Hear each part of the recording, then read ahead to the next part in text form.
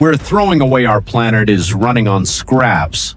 Every coal plant, every wind turbine, every solar farm, and every nuclear reactor we've ever built is a desperate attempt to scratch a living out of a tiny fraction of a percent of the energy available to us.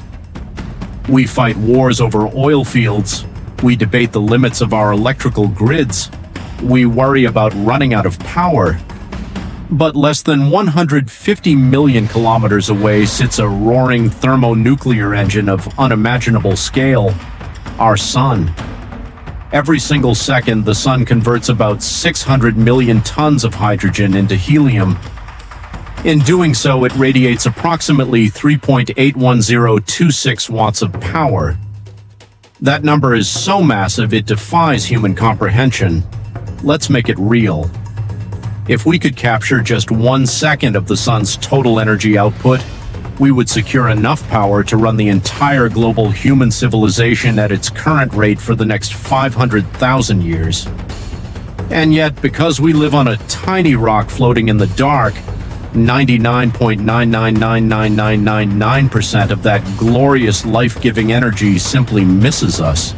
It shoots past Earth and bleeds out into the cold, empty vacuum of the cosmos, wasted forever.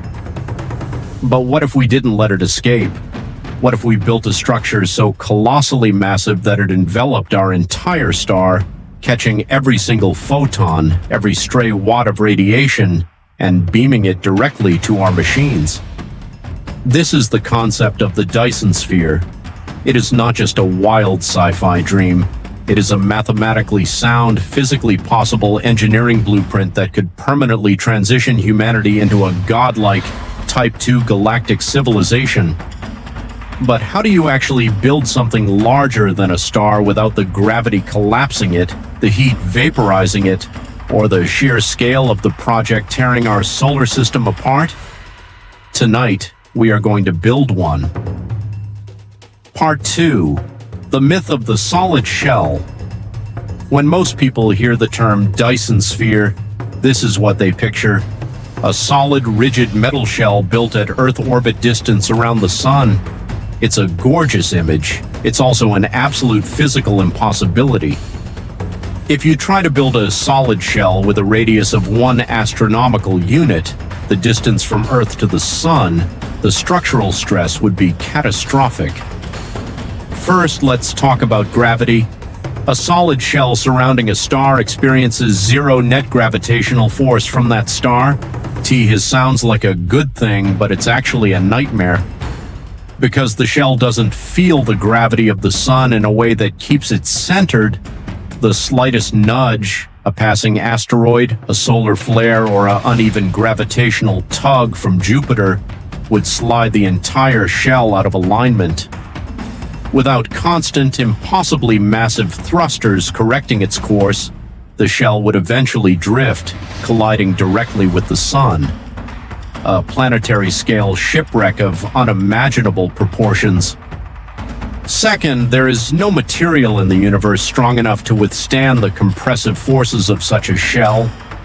Even if you made it out of carbon nanotubes, graphene, or some exotic matter we haven't discovered yet, the sheer mechanical stress of holding a rigid structure of that size together against the gravity of nearby planets would cause it to buckle, shatter, and collapse into the sun like a fragile eggshell. And finally, where would we get the materials? To build a solid shell just a few meters thick at Earth's orbit, you would need to completely deconstruct every single planet, moon, and asteroid in our solar system, and you would still run out of matter.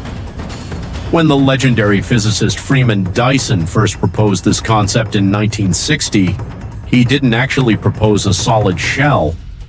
That was a misunderstanding popularized by science fiction writers. Dyson's actual vision was far more practical, elegant, and terrifyingly achievable. He called it a Dyson swarm.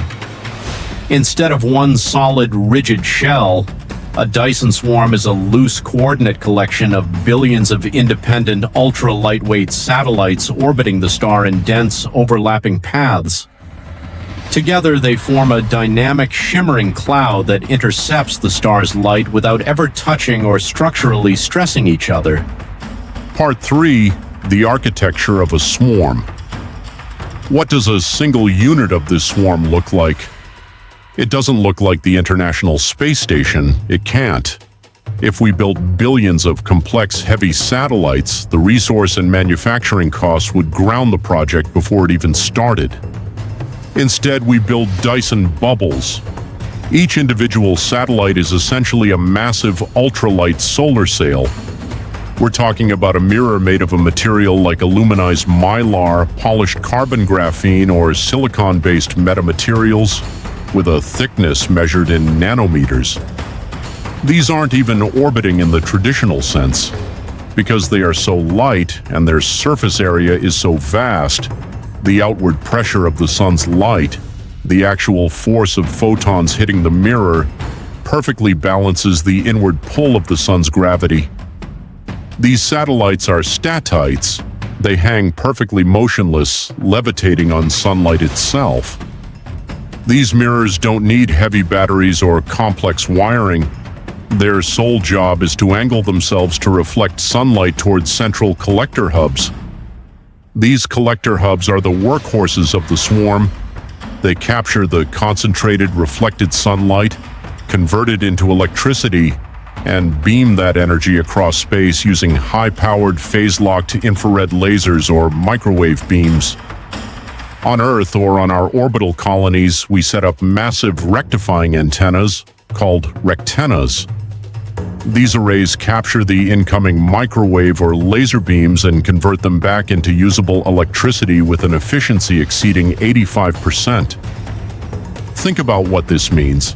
The moment the first phase of the swarm goes online, our energy grid is no longer bound to the surface of our planet. We can beam gigawatts of clean, uninterrupted power to any colony on Mars, any research station in the asteroid belt, or any starship traveling through the outer reaches of the solar system.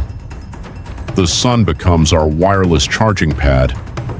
But to get to this stage, we have to solve the ultimate engineering bottleneck. How do we actually build millions of square kilometers of mirrors in deep space? Part 4, the Mercury Demolition Project. To build a Dyson swarm, we need an absurd amount of raw materials: iron, silicon, aluminum, and oxygen. If we try to launch these materials from Earth, the project is dead on arrival. Earth's gravity well is far too deep. The rocket fuel required to lift that much mass into space would empty our oceans and strip our atmosphere. We need to find a mining site close to the sun, with low gravity, and packed with the exact metals and minerals we need. Fortunately, the solar system has given us the perfect sacrificial lamb: Mercury. Mercury is the closest planet to the sun. It has no atmosphere, a very weak gravity well of the value of just 0.38 g, and a massive metallic core that makes up roughly 85% of its radius. It is, for all intents and purposes, a giant pile of raw construction materials sitting right next to our job site. To build our Dyson swarm, we are going to completely disassemble the planet Mercury. Yes, you heard that correctly. We are going to strip mine, refine, and launch an entire planet into orbit. And we don't need an army of human construction workers to do it. We need a handful of self-replicating machines. This is the concept of exponential self-replication. We launch a modest seed package of automated miners, solar-powered refiners, and 3D printing facilities to Mercury's equator. Once they land, they set up solar panels, dig into the Martian-like soil, and refine the metals to build more miners, more refiners, and more printers. Generation 1, 10 robot factories. Generation 2, 100 robot factories. Generation 3, 1,000 robot factories.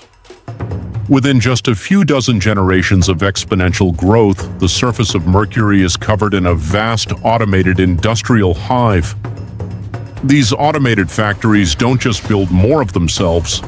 They build the Dyson swarm units and launch them into space using giant electromagnetic railguns called mass drivers.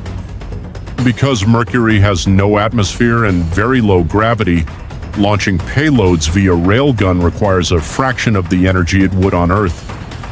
In fact, the energy needed to run these mass drivers is provided entirely by the solar panels we've already paved over the planet's surface.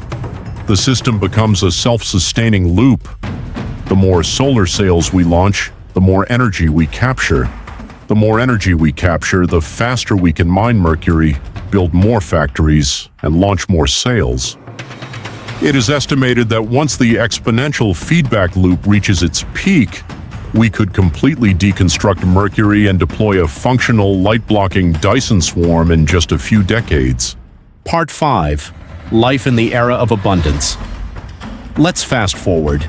The Mercury project is complete. A beautiful gossamer lattice of billions of solar sails now wraps around the sun like a glittering halo. We have successfully unlocked the energy of a star. What does human civilization look like now? First, we solve our planetary ecological crisis in an instant.